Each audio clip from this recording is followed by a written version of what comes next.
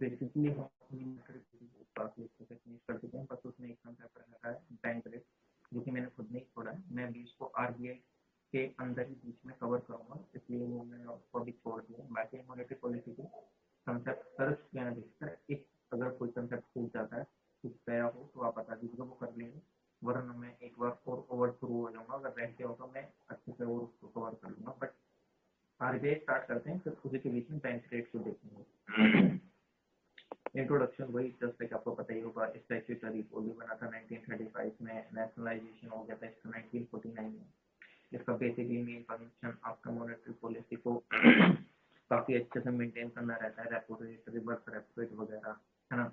MSF हो गया आपका, ये सीआरआर, एसएलआर वगैरह, ये सारी काफी अच्छे से चीज को मेंटेन करता है। अभी आप देख ही पा रहे हो, अगस्त में रिटेल इन्फ्लेशन 7% के आसपास पहुंच गया था, तो काफी अच्छे से आरबीआई ने रेपो रेट को फ्लक्चुएट करा उस चीज को कंट्रोल करने के लिए, क्योंकि ऑटोमेटिकली इन्फ्लेशन ही कंट्रोल होती है इससे, है ना। मनी सप्लाई पर डायरेक्टली इफेक्ट पड़ता है, रेपो रेट और रिवर्स रेपो रेट इन सबका। तो क्या हो रहा है, तो इसमें क्या होता है, ये इस तरीके से मॉनेटरी पॉलिसी वगैरह को काफी अच्छे से करता है। ये एक बैंकर टू द बैंक भी कहलाता है। क्यों? अगर आप देखें तो ये लोन भी ऑफर करता है, जो कि शेड्यूल्ड बैंक है। शेड्यूल्ड बैंक कौन सी होती है, क्या होती है, वो हम अभी आगे देखेंगे काफी अच्छे से डिटेल में, है ना। और एक तरीके से मतलब इफ अगर आपने देखा होगा अगर कोई बैंक बैंकरप्सी की तरफ बढ़ती हुई होती है, तो उसको भी काफी अच्छे से उस इशू को भी टैकल करता है। टैकल इन द सेंस कि जस्ट लाइक लक्ष्मी विलास विलास बैंक थी ये, इसमें क्या नाम, महाराष्ट्र में, उसमें वो प्रॉम्प्ट करेक्टिव मेजर्स के अंदर उसको अपने अंतर्गत लिया और उसको काफी अच्छे से, जो बैंकरप्सी की तरफ बढ़ रही थी, एनपीए इतनी ज्यादा हो गया तो काफी इशू आ गया था, तो काफी अच्छे से उसने उस चीज को टैकल करा, है ना। तो ये वाली चीज भी आ जाती है। और ये रेगुलेटरी बॉडी है, मतलब इफ अगर आप इफ अगर कोई बैंक खोलना चाहता है तो बेसिकली उसके क्राइटेरिया मेंशन है, वो क्राइटेरिया आपको फुलफिल करने पड़ेंगे, आरबीआई से सर्टिफाइड, ये सब वो मतलब regulatory function in the sense वो आपको रेगुलेट कर रही है। बैंकिंग को रेगुलेट करने वाली अथॉरिटी आरबीआई है, आप समझते हैं, है ना। आरबीआई ही उन्हीं के ऊपर है एक तरीके से। और ये इसका एक तरीके से फॉरेक्स एक्सचेंज जो है उसमें भी काफी अच्छे से ये एंगेज रहते हैं। जैसे कि आप देखते हैं ना, इंडिया का फॉरेक्स रिजर्व इतना कम हो रहा है, ये वो हो रहा है, तो आरबीआई बताता है कि आरबीआई ने बताता है, तो बेसिकली उसको भी ये मैनेज करता है ना। Forex foreign exchange management act 1919 जो है उसको, है ना। क्योंकि जो जितना भी रेमिटेंसेस के रूप में आ रहा है, जिस टाइम हम जीएनपी वगैरह पढ़ रहे थे, हमने देखा था ना, इंडियन रेमिटेंसेस आता है काफी अच्छे से, ये सारी चीजें। तो जो रेमिटेंसेस वगैरह उन सबके मैनेजमेंट से रिलेटेड अब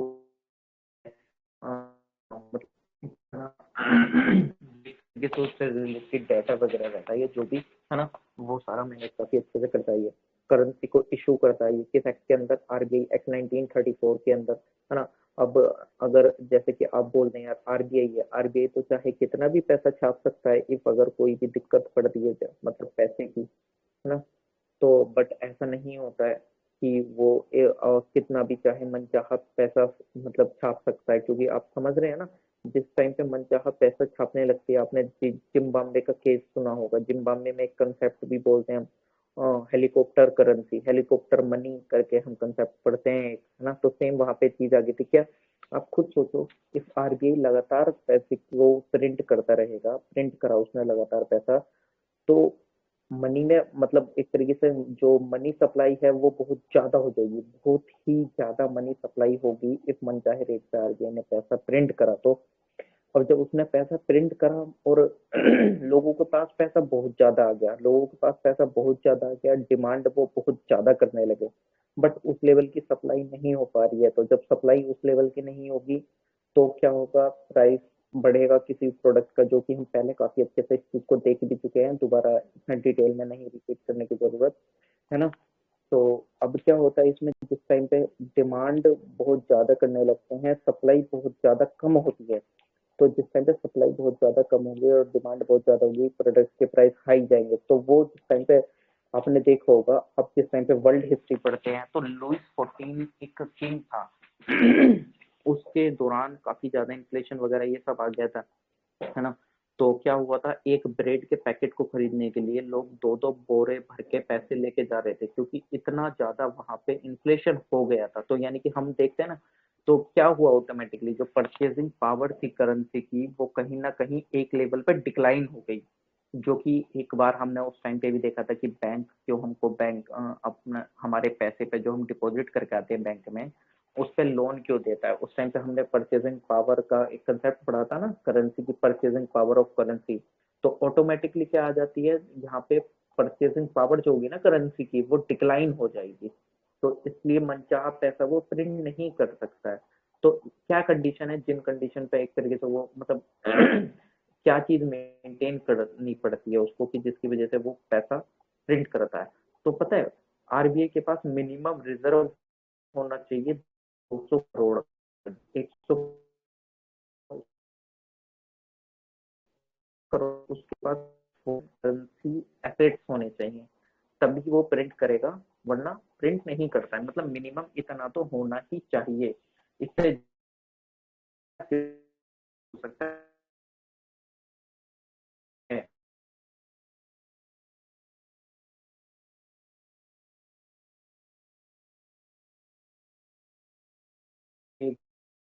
मैं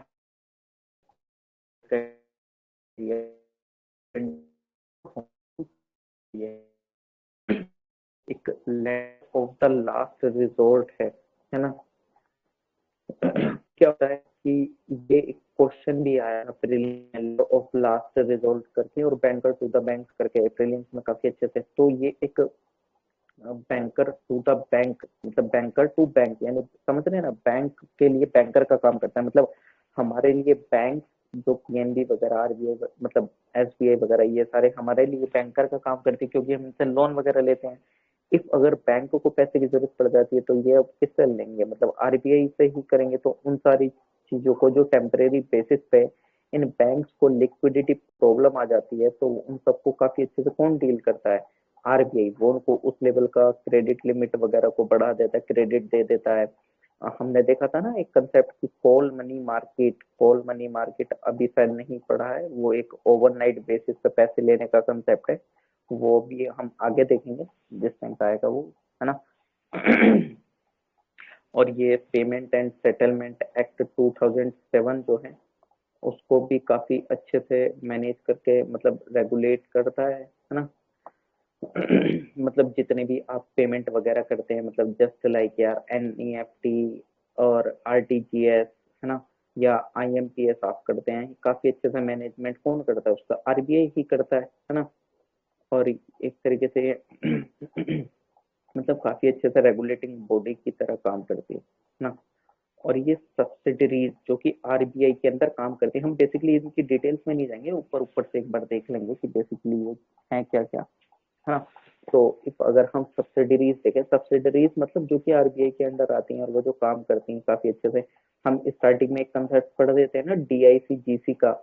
मैं बोल भी रहा था कि गवर्नमेंट ने क्या है कि अगर कोई बैंक डूब रही होती है तो सिक्योरिटी प्रोवाइड जो पहले गवर्नमेंट करा दी थी 1 लाख रुपए तक की, अब उसको बढ़ा के 5 लाख कर दिया है। हमने स्टार्टिंग में जब हमारा ये सेशन स्टार्ट हुआ था उस टाइम हमने वो चीज देखी थी कि गवर्नमेंट भी सिक्योरिटी इंश्योर करती है, जो मतलब जिनके बैंक में अकाउंट होते हैं, एक सेकंड, जो अकाउंट होल्डर जो होता है उसकी, उसके पैसों की, इफ अगर मान लो मतलब किसी ने पैसे जमा कर दिए 1 लाख रुपए, वो बैंक ही डूब गई है, तो उसके 1 लाख रुपए कैसे होंगे। तो गवर्नमेंट भी आपको वो सिक्योरिटी देता है ना, कि पहले 1 लाख रुपए तक की थी, अब 5 लाख रुपए तक की उसमें सिक्योरिटी बोल देगी, 5 लाख तक हम अमाउंट आपको दे देंगे। और ये काफी अच्छे से अभी रेगुलेट भी होने लगा है। अभी बीच में इसमें काफी इशू आ गया था कि अब दो दो दिन रिजोल्व होने लगे हैं, ये सारी चीजें हैं ना, वो अभी इस टाइम पे देखने के लिए।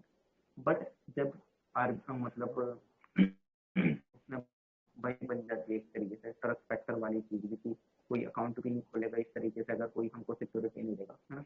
वो चीजें हम पहले अच्छे से देख चुके हैं, बट इतने डिटेल में नहीं जाते हैं। तो जो डीआईसीजीसी है, वो deposit insurance and credit guarantee corporation, वो एक स्टैट्यूटरी बॉडी है जो कि डीआईसीजीसी एक्ट 1961 के अंदर बनी है ना। ये एक तरीके से इनको जो ऑथोराइज कैपिटल इस तरीके से वो 50 करोड़ तक की है बेसिकली, जो कि फुल्ली इशू और सब्सक्राइब करी जाती है आपको आरबीआई के द्वारा। मतलब ये क्या है, बेसिकली आरबीआई की सब्सिडरी है, नाम मैं बोल देता हूँ, इतना डिटेल में नहीं जाता है यार अभी। आप इसको अपने लेवल पर भी पढ़ सकते हैं ना, इसलिए उसके हिसाब से। सेकेंड आती है कि भारतीय रिजर्व नोट मुद्रा प्राइवेट लिमिटेड, क्योंकि ये भी सब्सिडरी है आरबीआई की, क्योंकि पूरी तरीके से ओन करी जाती है आरबीआई के ही द्वारा। ये एक प्राइवेट लिमिटेड कंपनी है ना। मतलब बेसिकली यार जब ये मतलब आरबीआई के पास तो कोई प्रिंटिंग प्रेस वगैरह ऐसी नहीं है पैसे वगैरह को प्रिंट करने के लिए, तो जो ये प्राइवेट कंपनी है ये प्रेस कहाँ कहाँ है जो कि प्रिंट बेसिकली करती है। एक तो कर्नाटका में मैसूरू में, एक है सालबन, हाँ सालबन में, जो कि वेस्ट बंगाल है। तो ये एक प्राइवेट पंप है बट ओन मतलब सब्सिडरी है आरबीआई की। मतलब एक तरीके से ये पैसा को प्रिंट करने के लिए है, मतलब काफी उससे मतलब आरबीआई को हेल्पफुल होती है। मतलब यार अगर यही नहीं करेंगे पैसा प्रिंट तो हमारे पास कहाँ से आएगा। तो ये भारतीय रिजर्व बैंक नोट मुद्रा प्राइवेट लिमिटेड है। फिर आ जाती है reserve bank information technology private limited, जो कि आईटी से रिलेटेड चीजों को डील करती है, जो कि साइबर सिक्योरिटी वाले क्राइम की अगर आप साइबर सिक्योरिटी से रिलेटेड जो चीजें होती है बेसिकली यार, अगर आप देखें तो तमाम पता है ऑनलाइन कितनी चीजें बढ़ चुकी हैं, डार्क वेब डार्क नेट जैसी चीजें आ गई हैं। साइबर क्राइम मतलब साइबर क्राइम लगातार बढ़ने पे साइबर अटैक तमाम, है ना। जैसे कि आप देखें ऐसा बोल मतलब ऐसा क्या उन्होंने मान भी लिया था, मतलब जो चाइना में साइबर अटैक हुआ था, चाइना की ही वो ग्रुप था, जो कि मुंबई में पूरा बिजली कनेक्शन लॉस्ट हो गया था आधे घंटे के लिए, है ना। और यूएसए में गैस पाइपलाइन पे भी काफी अच्छे से नोड स्ट्रीम थी शायद, उसी पे काफी अच्छे से साइबर थ्रेट वाली चीज आ गई थी। तो आरबीआई पे भी काफी अच्छे से आ सकते हैं। तो उन सब चीजों को रिलेटेड देखता है आपके reserve bank information technology private limited, फिर Indian financial technology and allied services आ जाता है ना। ये इंफ्रास्ट्रक्चर से रिलेटेड सर्विसेज देखता है आरबीआई की, है ना। तो ये कुछ बेसिक बेसिक चीजें थी जो कि आप काफी अच्छे से पढ़ सकते हैं, है ना। अब थोड़ा सा बेसिक इसमें से देख लेते हैं यार, आ जाता है प्रीलिम्स में बन जाता है क्वेश्चन। पिछली बार ही बन गया था कि कौन उनको चूज करता है मतलब आरबीआई के गवर्नर वगैरह को। तो इफ अगर हम बात करते हैं सेंट्रल बोर्ड ऑफ आरबीआई की, तो ये हाईएस्ट डिसीजन बॉडी होती है आरबीआई के अंदर, जिसके अंदर मैक्सिमम 21 मेंबर्स होते हैं जो कि अपॉइंट और नॉमिनेटेड होते हैं ना 4 साल के पीरियड के लिए। इसके अंदर आपका एक गवर्नर होता है, मतलब 21 मेंबर की बॉडी होती है। ये हाई मतलब यहाँ पे काफी हाईली लेवल पे डिसीजन लिए जाते हैं, जैसे मॉनेटरी पॉलिसी से रिलेटेड। मान लो आप रेपो रेट इंक्रीज करना है तो कितना इंक्रीज करना है, डाउन करना है कितना डाउन करना है, रिवर्स रेपो रेट के साथ क्या करना है, एसएलआर कितना रखना है, सीआरआर वगैरह। तो जो बॉडी होती है उसके अंदर एक गवर्नर होता है आपका, 4 डेप्यूटी गवर्नर होते हैं, 4 डायरेक्टर होते हैं जो कि आपके नॉमिनेट करे जाते हैं सेंट्रल गवर्नमेंट के द्वारा। और वो और जो 4 जो होते हैं वो चारों अलग अलग वो एक लोकल बोर्ड से होते हैं, है ना। प्लस 10 डायरेक्टर होते हैं जो कि डायरेक्टली नॉमिनेटेड होते हैं सेंट्रल गवर्नमेंट के द्वारा ही। प्लस 2 गवर्नमेंट ऑफिशियल होते हैं, वो भी नॉमिनेटेड करे जाते हैं सेंट्रल गवर्नमेंट के द्वारा ही, है ना। तो ये 21 मेंबर की जो बॉडी होती है काफी अच्छे से डिसीजन लेती है मॉनेटरी पॉलिसी से रिलेटेड। अब आरबीआई गवर्नर और डिप्टी गवर्नर के बारे में देखें तो इनका जो इनका जो अपॉइंटमेंट होता है वो अपॉइंटमेंट कमेटी के थ्रू होता है, जो कि कैबिनेट के मतलब एक तरीके से आप इसको आप ऐसे देखें तो एक कमेटी होती है financially sector regulatory appointment search committee, जो कि हेड करी जाती है कैबिनेट सेक्रेटरी के द्वारा। तो ये इस कमेटी के रिकमेंडेशन से आप मान लो बेसिकली के बेसिस पे अपॉइंटमेंट बेसिकली होता है। और जो गवर्नर का जो डिप्टी गवर्नर का जो ऑफिस टर्म होता है वो मतलब इस तरीके से 5 साल से ज्यादा नहीं बढ़ा सकते हैं। और प्लस ये एलिजिबल होते हैं रीअपॉइंटमेंट के लिए, मतलब इन द सेंस कि एक अगर कोई गवर्नर है तो वो 5 साल तक के लिए है, उसको 6 साल तक का टर्म इंक्रीज नहीं करा जा सकता। बट अगर जैसे 5 साल का टेन्योर खत्म हो गया तो वो रीअपॉइंटमेंट के लिए एलिजिबल है ना। मतलब उसका रीअपॉइंटमेंट हो सकता है, ऐसा नहीं है कि एक ही बार होगा। कोई स्पेसिफिक क्वालिफिकेशन क्राइटेरिया नहीं है। आपने देखा होगा IAS भी रहते हैं, IRS भी हो जाते हैं कभी कभार, है ना। और ये सेंट्रल गवर्नमेंट के द्वारा ही इनका रिमूवल होता है। बेसिकली स्टेट्यूटरी गवर्नर हो गए, आपके गवर्नर हो गए, है ना। अब इसमें अगर आगे देखते हैं तो RBI बैंकिंग ओम्बड्समैन स्कीम है।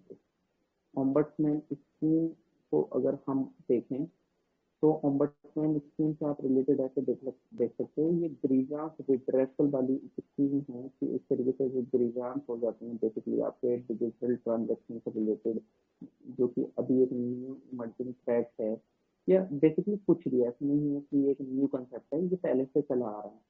तो अभी क्या करा है बैंक में, RBI ने, तो बैंकिंग ओम्बड्समैन स्कीम और ओम्बड्समैन स्कीम जो कि NBFC के लिए अलग से चलती थी। NBFC वो जो कि नॉन बैंकिंग फाइनेंशियल कंपनीज होती हैं, non banking financial company just like आपके टाटा कैपिटल होगी, वो मतलब डिफरेंस तो अभी हम आगे भी देखेंगे इसमें, बट अगर मैं अभी यहाँ पे एक बताना चाहूँ डिफरेंस, आप ऐसे समझ सकते हैं कि बेसिकली ये आपसे जस्ट लाइक जैसे आप बैंक में पैसे जमा कर देते हैं, तो यहाँ पे ये बैंकिंग का पूरी तरीके से फंक्शन प्रॉपर नहीं होता है। जस्ट लाइक जैसे बैंक में CRR आपको मेंटेन करना है, SLR वगैरह, ये सारी चीजें यहाँ पे वो चीज नहीं करनी होती है। SLR मेंटेन करना है, आप CRR मेंटेन कर रहे हैं, है ना।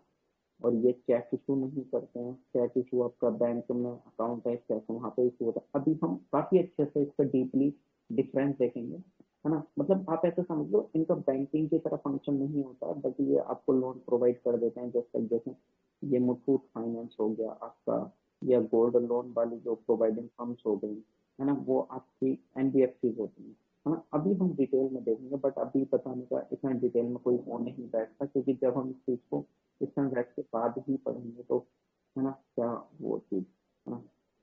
और जो ओम्बड्समैन स्कीम डिजिटल ट्रांजेक्शन से रिलेटेड चल रही थी, उनसे रिलेटेड इन सबको काफी अच्छे से मर्ज करके एक ओम्बड्समैन स्कीम निकाल दी, एक रिवाइज फॉर्म में, ऐसे समझ लेना। और अभी भी इसमें काफी वो हुआ है 2021 वाली स्कीम में। तो हम देखते हैं बेसिकली कि क्या है क्या नहीं, मतलब कंपैरिजन करने का तो आई थिंक जो इसमें कंपैरिजन दे रखा है, जो अगर हम PDF देखते हैं तो उसमें कंपैरिजन है। तो कंपैरिजन नहीं देखते क्योंकि अभी उतने लेवल तक क्या, मतलब चलो अगर एक बार देखना चाहें तो देख भी सकते हैं। ये बैंकिंग ओम्बड्समैन स्कीम जो 1995 में चलती थी, 2018 और जो 2019 में आई है, उसमें क्या क्या डिफरेंस इस तरीके से वो इंट्रोड्यूस किसके अंतर्गत करी गई, 1995 वाली बैंकिंग रेगुलेशन एक्ट के अंतर्गत, और 2018 वाली RBI एक्ट 1934 के अंतर्गत, जो कि NBFC से रिलेटेड थी। और जो बैंकिंग वाली थी वो 1995 में बैंकिंग रेगुलेशन एक्ट के अंतर्गत वो करी गई थी।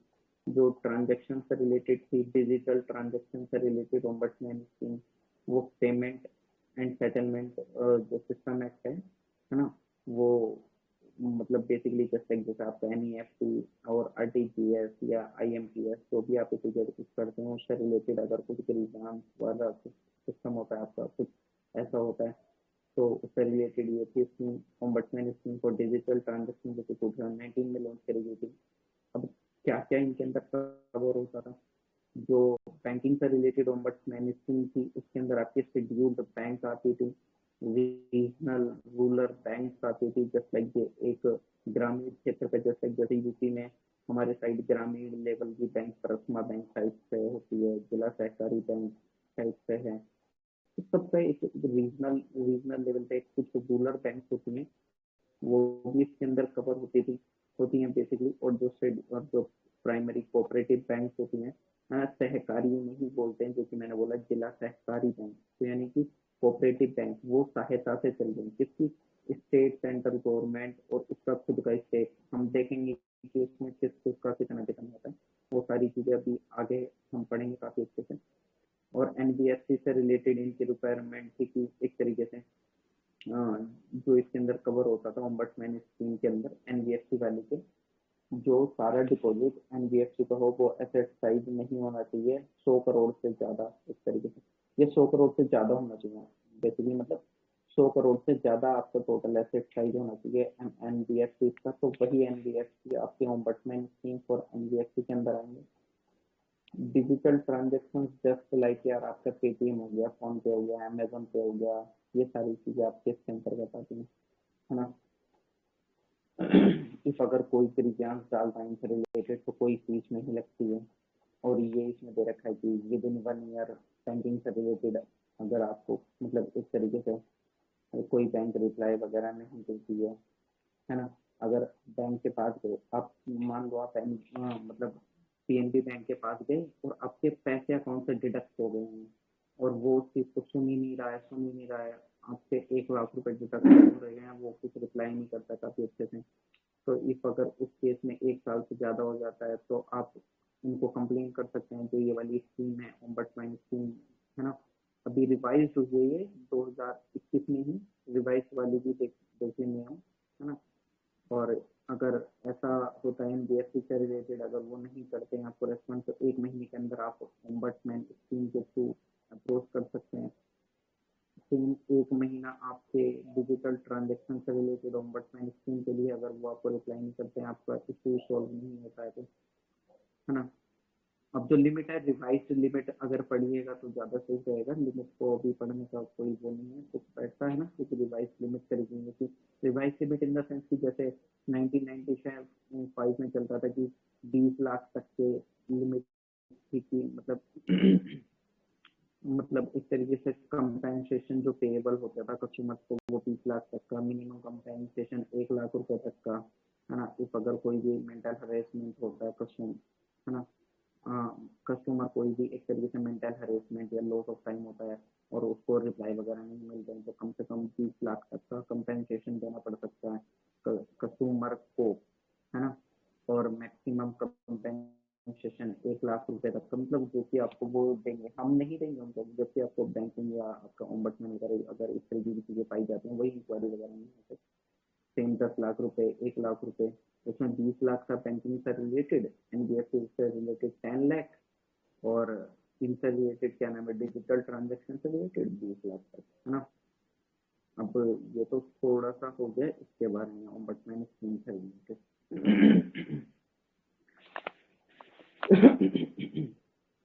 इफ अगर हम देखते हैं आगे अपना कंसेप्ट, आई थिंक इतना आज के लिए काफी होगा, क्योंकि इसके बाद अभी थोड़ा सा कुछ इशू भी चल रहा है नेटवर्क वगैरह का। उसके बाद हम अपने मतलब वो एनबीएफसी का कंपैरिजन वगैरह ये काफी अच्छे से देखेंगे। और जो न्यू ओम्बड्समैन स्कीम में जो भी रिफॉर्म वगैरह हुए हैं 2021 में, उसका देखेंगे। और शेड्यूल बैंक और कॉमर्शियल बैंक और एनबीएफसी वगैरह में क्या डिफरेंस है वो भी देखेंगे, है ना, अभी आने वाले सेशंस में, है ना। और ठीक है, आई थिंक इतना भी बहुत है, जिस हिसाब से नेटवर्क थोड़ा फ्लक्चुएशन वगैरह ये सब चीजें से चल रहा है, बाकी हम कवर करते रहेंगे उसको।